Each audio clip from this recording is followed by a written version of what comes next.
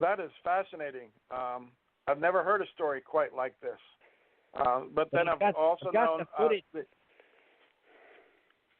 I've had quite a few encounters myself with different types, but not like that.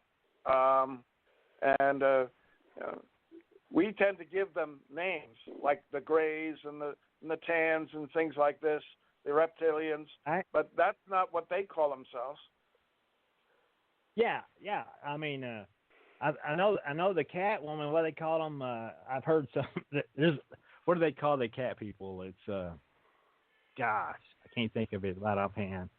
But they have a term they use for the cat people. But she never said that this is what they're called, and they never use names when they were speaking to one another. She said she called her my associate. She called her a geneticist at one point. But, I mean, she never called her a name. I never heard her call each other a name. And she never told me the name of their... That's the same, I guess, point or fact with the ones we worked with. They never honestly told us their real names or where they really were from. So I haven't written the reality book yet because it sounds wacko, to be honest, Ronnie, because you mentioned these things that we're not used to hearing. We may have seen pictures in the ancient history. I've seen those cat people, but I didn't believe it. But then I heard about the tombs and how they used to do people and stuff. So it is a way to go and look in history, but at the same time, it's so hard to believe it. That's why it's so hard for me to write a book. But when I hear the same thing happening in the conversations, like Dr. Bruce said, in today's people bringing it up, it's easier for us, but we've got to figure out how to not be biased and automatically say, oh, BS, because even for me, and I've had experience in and out of uniform, but it's hard for me to hear this, and I'm recording it. I'm paying to do this stuff, so the live recording, folks, but that's why I've got this club with Jan Aldrich, Dr. Bruce Maccabee, Tommy Hawksblood, and now Ronnie Dawson. We're all in a club to do this, and we've just hit the hour mark, so this is a good time to pitch it. So if you guys want to do this again and you guys don't mind, we'll try to keep it to maybe Jan, Bruce. Tommy and I can run the boards, meaning we can help produce shows for you guys. But when we invite somebody like Jan that's been doing this for quite a few hours on his own books, and Wednesday and he agreed to talk to Ronnie Dawson tonight, Friday, and Ronnie agreed. We weren't sure they were going to show up, so I asked Dr. Bruce to show up and sort of help run it, and then Tommy just happened to call today, and he's going to start doing Wednesday again for a spiritual topic. But Tommy is also involved in this. Whoops. All right, I'm going to go back on mute. But Tommy, you want to put in about 2 or 3 minutes here, and we'll get back to Jan. But Jan, what we do is we usually rotate a panel, and Tommy can run it. He's used to timing the old way, but we would let each person talk for about 5 minutes so we don't talk over each other. But Dr. Bruce, this is his first show for the ACO Club, and Jan, I'd already invited you and Ronnie from Tuesday's show. I was going to say, and I cut myself off, that I was hoping we could learn to work together with the ancient and the history that Jan does, and Bruce is going to be speaking, so he goes to the events that me and Jan's done a few, and he's done some meetings, but he's also in these closed groups where they don't allow just anybody to come. So I'm trying to create something in between. And Tommy and me for 8 years is to bring the different associations, clubs, groups together to meet each other. So, Ronnie, it's really hard to understand, but my brain's really trying to understand, but totally get that if you put it in a book and you're willing to say, this happened to me, and you author it. I've also got an authors club, so we can pull your book in here. But I don't know how we're going to do all this, Jan and Bruce, but you guys have been in it for years, so I'm hoping you guys will orchestrate with the new people. And, Dr. Bruce, bring Tommy in. I'm going to mute, but bring Tommy in for a minute. TJ, I just want to say something. This is in reference to Jan. Being the historian, he is familiar with all of the tens of thousands of reports. He may not have read every single one of them or remember them, but my question to him would be, how many different types of ETs have those reports indicated? In other words, we hear from Linda Moulton Howe about how in government documents they've reported as many as 75 different types of ETs, and but there are others who say that there are thousands of different types that are visiting Earth, and yet where is the evidence for all of this? So I'm just curious as to whether or not Jan can fill us in on what he knows. Okay. Listen, the evidence is kind of ephemeral. We don't have any pictures of ETs that stand up. We've got some traces, and Ted Phillips took a few footprints, I think, castings, but it's hard to say. There appears to be small entities, say about 3 feet, 3 feet 5, 4 feet, somewhere in that area, and they appear to have different colorations and possibly some different physical characteristics that are human-like but not human. And then, of course, about 1980, everybody started to graze, and actually from the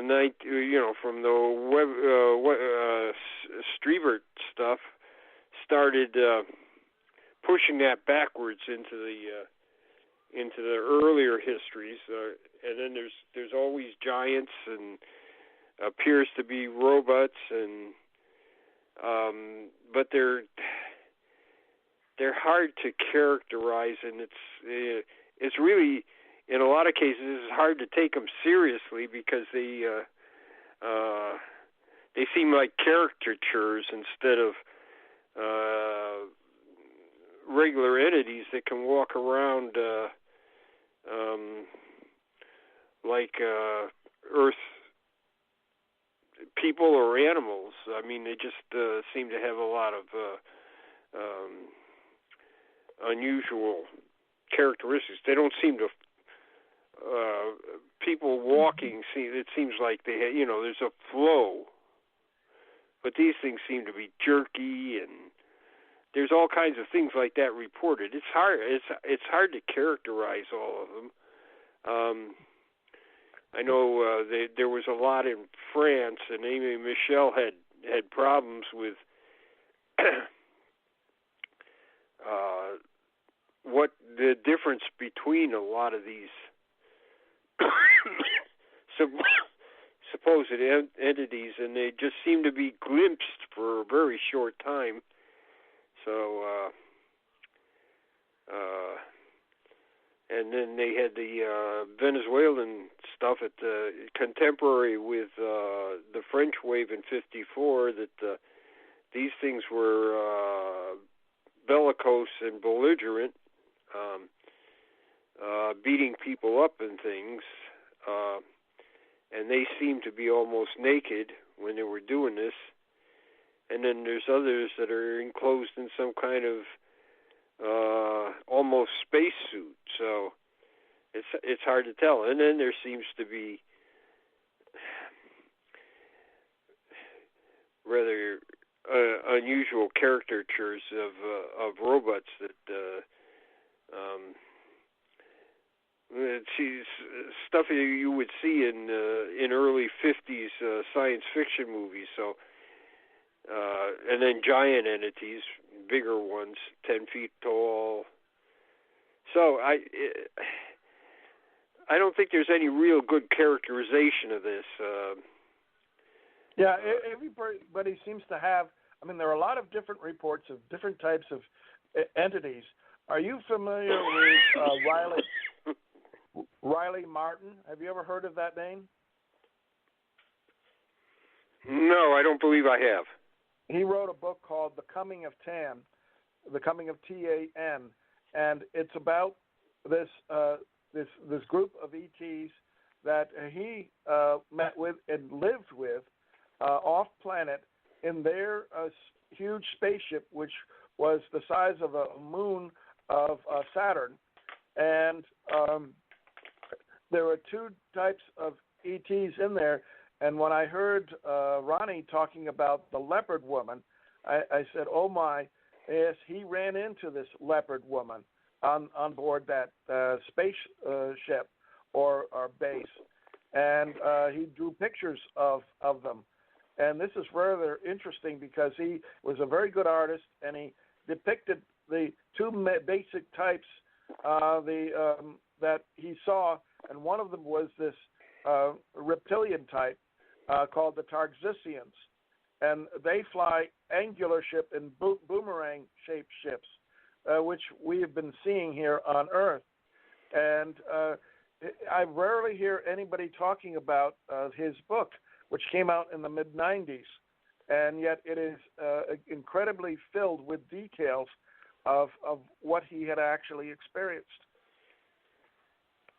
And it was very different from the Greys, very different from what we typically hear from abductees and experiencers.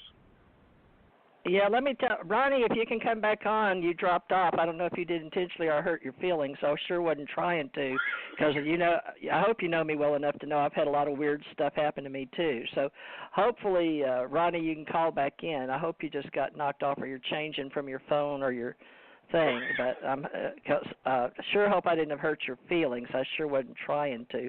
It's so hard for people to have experiences and know how wacky it sounds and be willing to come on and talk on a show.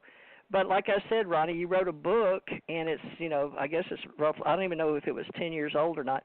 But, he's out there, and that's what we want. So I apologize, Ronnie, if I hurt your feelings. I hope you come on and say I didn't, that you just lost contact or dropped off. Because it was just showing ones, and I can't see, so I know he dropped off, so hopefully he'll come back on.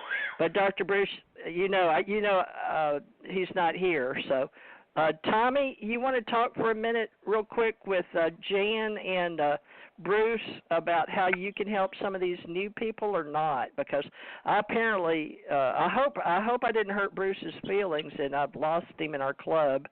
But he's a paying member, it's just $1 for a month. But, he's helped on the radio show, and it's hard for people to come on. So I'll try to refrain from making catty remarks in the future about it's hard to believe. I didn't say I didn't believe it. I just said it's hard to hear, because of the caricatures. I think Jan has learned over the years. Oh, good. Hold on just a minute. Ronnie, did I hurt your feelings?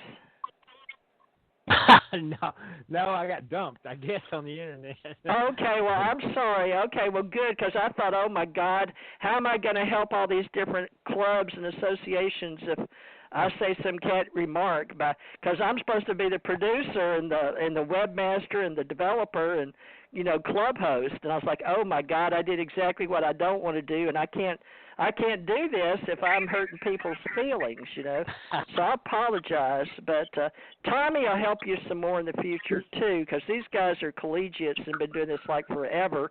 But I'm sort of hoping to bring in new people and somehow get everybody to play good in the sandbox together, if you know what I mean. So thank you. All right, well, I'm going to mute Ronnie, but you got to understand, like you said, you're not spiritual. You're not trying to make no money. You do your job, and I know that you and I have done a show before, but I'm just saying that for people to listen to this show, it's so hard because I've had interdimensional things happen in uniform and out of uniform and at night when I'm sleeping, and I'm trying to figure out how much of us is in our mind and how much is in the essence, like you said, because I, too, am doing neuroscience. I'm really studying consciousness and how we work in and out of body because I've had 3 near-death experiences or I've died.